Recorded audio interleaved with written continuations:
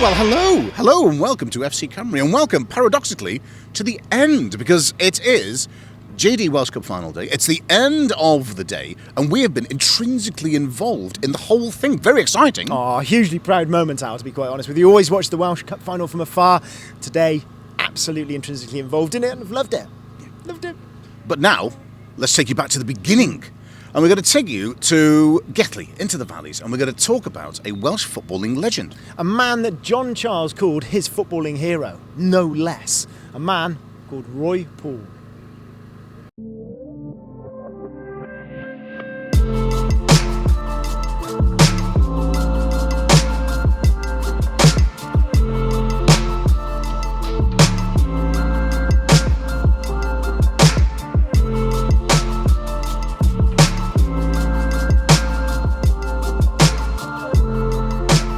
My name's Christine Reynolds. And you are the daughter? I am. Daughter of Roy Paul. What does this day mean to you? It's very important. You know, I feel so proud of him and of his achievements. And, what sort of a man was he then? You obviously know him growing up, and what was he like? He was the worst loser in the world. Even playing against my kid's Snap at 5, he'd be cheating, sitting on cards. Yeah, he was hopeless loser. Now, there is obviously the story of the FA Cup when he promised to bring the cup back to Getley. Everybody that I've spoken to has a story about they ended up with the FA Cup in their house. He didn't have permission to. He just brought it. Put in the boot of the car and drove home and took it around the schools for kids to see. Everybody in the street, he filled it with pop. So all the kids were drinking a pop out of it. Do not be fooled, because you may look at that and think, oh, that's quite a small, dinky cup, but it's so much more than that, is it not, Bob? Oh, indeed it is, yeah. It's actually the first cup that Roy ever won, which was part of his trophy collection, which survived the 61 floods here in the street. Sadly, Roy lost all his caps and his jerseys, but the cup survived. And the funny part is, when I took it in the house, my dad thought I'd stolen it off him. Why he should think that, I don't know, but he did. And I said, no, Dad, Uncle Roy has given it to me. So he had to come in to verify that. And Roy said, yeah, that's for Robert. He said, it's a memento of me. So I've naturally treasured this all my life, and will continue to do so, because he was a great guy. The memories and fun we had with him in the street were just unbelievable. It's great to think that the Rhondda Valley is appreciating the greats, and many, many greats of all sporting life that have come from this valley, and Roy's certainly near the top of that list. You knew Roy Paul, and there's a connection with Roy Paul and the Marines as well. Yes, he was a PTA. They were in the wartime. So he was a physical training instructor, and because of his connections with football and everything like that, that's why he was a PTA. Which meant he was effectively training some of the fittest men in the world. Then. Yeah, yes, that's right. What does it mean to you for him to be commemorated today? Oh, very proud of the man. Yeah. What a day! What a day! I mean, you are brighter than the weather that we've had. Thanks very much. But what a day! What does it mean? Oh, the world to us, really.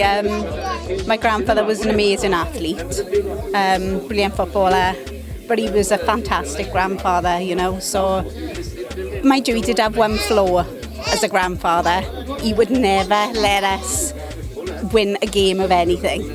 Card games, board games, racing up and down the street. Losing was not in his vocabulary, really, even against a 7-year-old and a 4-year-old. So it's brilliant that after all this time, obviously he's still remembered and recognised for his achievement. So yeah, we're all super proud. When I first started playing for Swansea, the fact that I was the nephew of Roy Paul gave me a little bit of, instant, whoa, what I remember him, it's simple things really, that probably unaware that he was quite as famous as he was, but literally going down to Smith Street where we had the unveiling of the plaque and just playing football in the street with him, sort of kicking the ball back and forth with him. And for me, he was just Uncle Roy. It's only years later, and obviously when you start playing, you realise the impact that he had on people and what a great player he was. But I know he actually brought the cup home as well. Supposedly, got up in the one morning, having sort of done a tour of all the clubs and the pubs, and then realisation, nobody knows where the cup is. So Uncle Billy, no, I haven't got it. Uncle Roger, no. Uncle Jim, no, I haven't had it. I did last, that type of thing. Eventually they found it sort of about 2 or 3 streets over in the back of his car with the windows wound down. I think there's a pride, what I've achieved in the game, and certainly Uncle Roy, Noel Kinsey, said who scored that goal in the cup final. Jimmy Murphy, who was Matt Busby's assistant, he's from Pentre, literally up the road. Again, was a good friend of my father. So, we've, for a relatively sort of small area, then we've had a massive impact, I think, on the world of sport.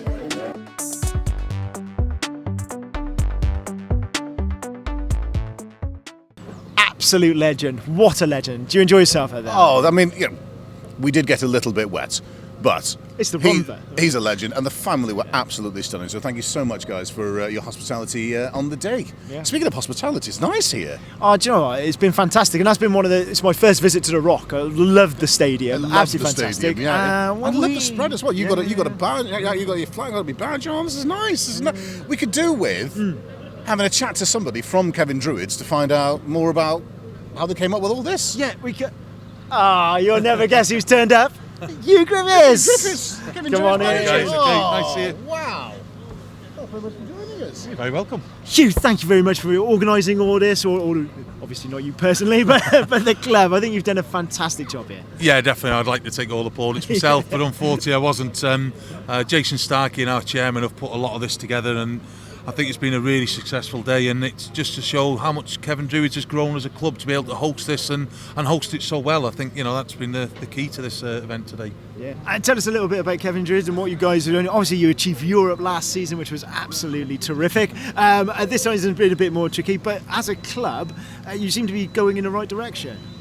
Yeah, massively. I mean, the first team hasn't done as well this year. I think we're all a little bit tired from the European adventure, but for the club as a development year, this has been fantastic. We've won the under-19s, we've won the Reserve Cup.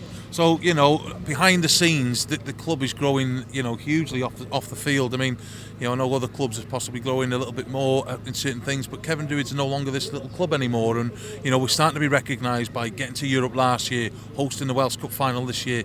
We are growing on and off the field, and that's huge for our football club. And, we need to keep that going now. That tells us a little bit about the academy as well. You're putting a lot of effort into growing that. Yeah, definitely. I think, with Andrew's working hard with the Welsh FA to get in, and the funding now is coming in massively into it. And it's important that we appoint the right person to come on and grow the academy. Like you said, we've won the Under-19s League. We're trying to get some of the boys near the first team now, and it starts a lot younger than that. And you've got to bring the community into it. And Kevin Druids a very inclusive club for getting the players in, and it's important that we keep doing that. It's great stuff. So listen, great things happening up here, Kevin. Thank you very much for having us, mate. We've enjoyed ourselves, but one of the things that we love to do at FC CYMRU is go and look at the way that you guys out there are producing your clubs and running your clubs from top to bottom. And a great example of that are the Cardiff Bluebelles down in Cardiff. And we sent Dan Jardine along to find out a little bit more about their hugely successful season.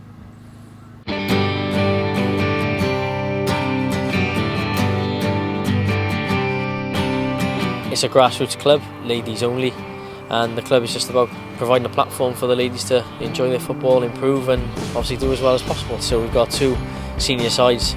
There's a development team which have just won the plate. They've done really well, won the league plate trophy. They've, maybe to say they've overachieved, but yeah, they've done really well. And then ourselves as the first team have done good. Yeah, today being the 25th match we've played this season, we've won 24, league and cup. So yeah, it's gone well with a double. Fantastic achievement, and we're hoping to top it off today with another win. Yeah, it'd be nice if we can win 25 out of play 25. I think that's a great achievement for the players themselves and the club. Yeah. You are the captain. I am. You are the inspiration and the leader of this team. If you can just sum up this season for us, please. I don't think we've had one complaint all season. The training's been spot on. Everybody's willing to turn up, put the effort in. Pre-season was good as well. So yeah, when we're out on the pitch enjoying it, you can tell with the football that we play as well that it's different. Everybody enjoys it, so they want to go and get more goals. They want to keep a clean sheet as well. Absolutely. Women's football is growing here in South Wales and Wales in general. And how much is that kind of up in the standard for you girls? Well, it's making it harder. We know next season's not going to be easy. We're fully aware of that. Not as easy as this season anyway. So we know full well that we've got to put the work in pre-season and do our best next season as well, because it's going to look awful if we've absolutely smashed this season and next season we're losing all the time. It's going to look awful, so we're not prepared for that. We want to win. I think we've put ourselves on the map now. So we've got a few junior sides. coaches all work really hard. Lovely family sort of orientated run about the club. So yeah, I think it's having a good impact. I think we're only going to grow from now. And yeah, the players obviously put the shift in as well, but the pathway's there now for the junior players. You know, we already have some members of the under-12s, you know, staying how they want to stay at the club now to grow, and we've got some good under-16s players. Hopefully they can stay on, and within a year they can be playing senior football for us rather than having to go elsewhere.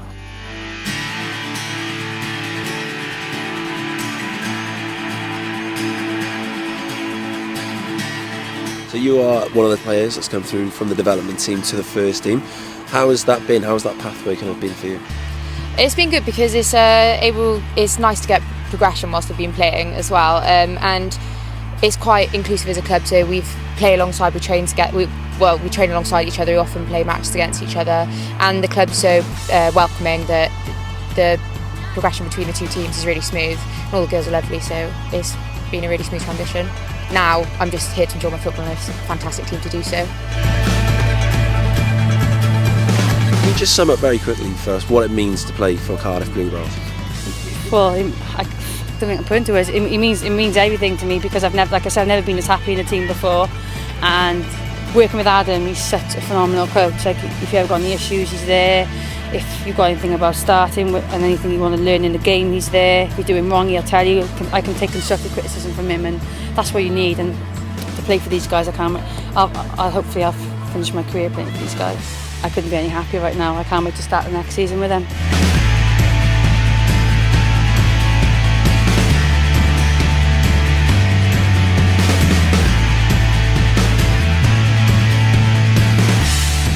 Wow, 11 goals. Oh, that was. I mean, there were some crackers in there. Absolutely fantastic goals, and well done to the Bluebelles. They are showing, if you're an organised club and you've got that pathway, what you can achieve. So fantastic stuff. Well done to them. Love a grassroots success story, and of course Dan Jardine at that game for us, because we are here. We are at the Welsh Cup Final. Do you know what, Al? Everything's being packed up. Everyone's going home. I think it's time we told the story of how TNS became double champions.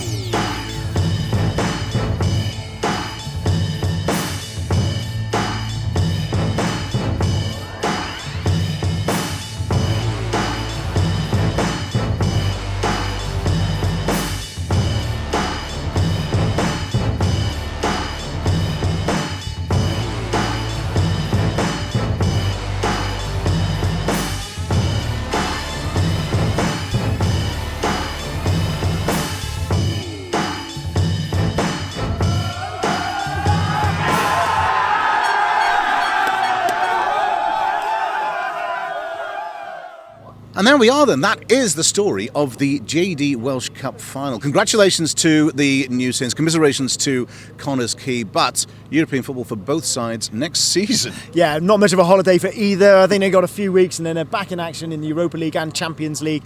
And we go again, don't we? Football never stops. Never stops. Football never sleeps. Thank goodness. Indeed. What else would we do? That then wraps up this edition of FC Cymru, though, which is good because my tea has now gone lukewarm. As ever, if you'd like to reach out and touch us, social media details across the bottom of the screen. But from us, me and him, here at The Rock, I'm Kevin Druids. Ta-da!